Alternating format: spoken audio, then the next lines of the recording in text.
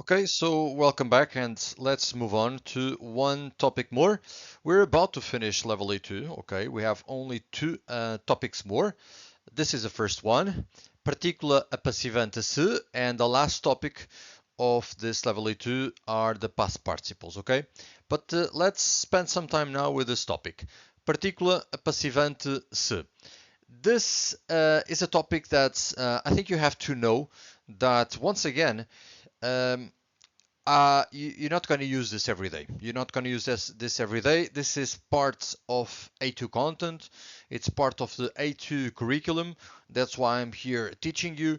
I think it's also important for you to understand the structure because you will, in some texts, in some cases, you will find this a few words with this structure, but when you're talking in your daily life, I don't think that you're going to use this. In fact, there's only one sentence. In fact, it's not a sentence, it's a question that you probably don't even know that you're using this structure, but you are, and I'll let you know which one is it in a few minutes. But let's start with the definition of this Particula Apassivante SE.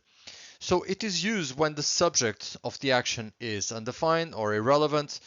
The verb depends on the direct object, that is, it is conjugated in the third person singular or plural. Se is an indefinite pronoun making the subject of a sentence indeterminate.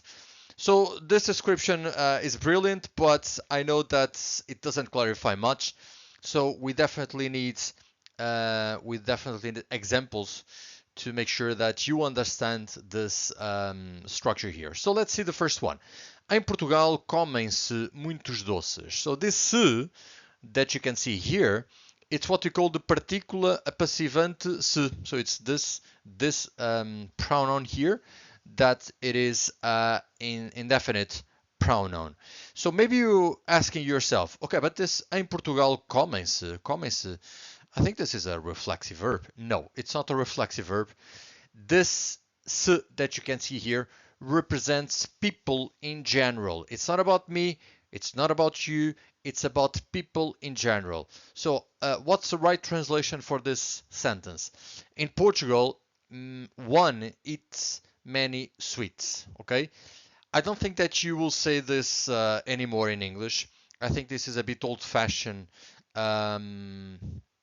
maybe 200 years ago, or I think it's a bit posh or super posh if you're talking this way in English. So if someone says this, you would understand. But I think the right way to translate this nowadays in English would be, in Portugal, many sweets are eaten. Okay, that's how you would translate this structure. But this very often, this structure here, this Particula Apassivante se, we translate like one, how one says.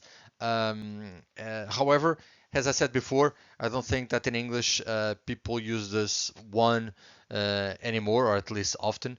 So very often we can translate with this idea of one, but very often we have to find a different translation for these sentences where we use this structure. Let's check one example more.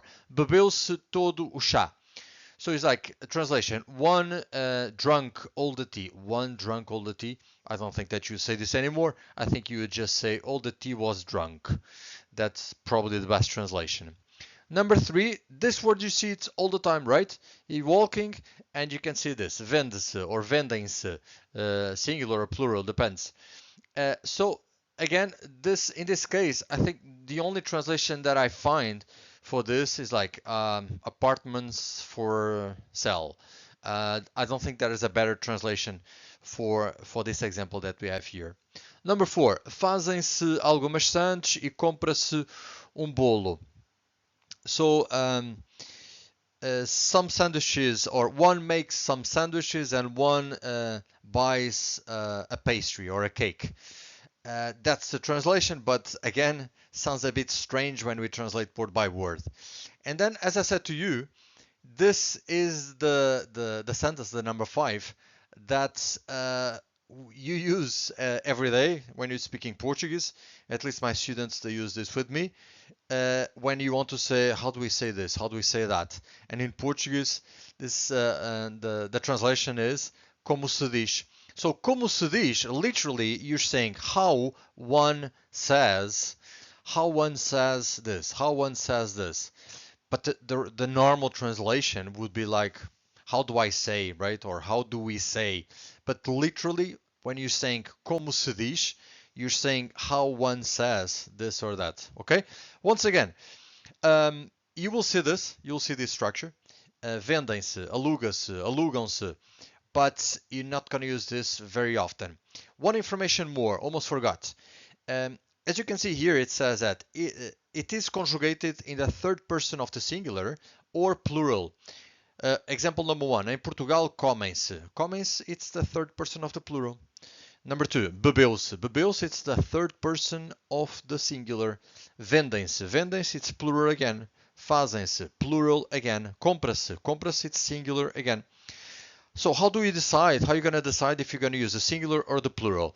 So it depends on the direct object. Basically, it depends what comes after the verb. In this case, muitos doces, many sweets, it's plural. So if it is plural, we use comem, plural. Todo chá, it's singular. So if it is singular, we conjugate in the third person of the singular. So it's very, very simple.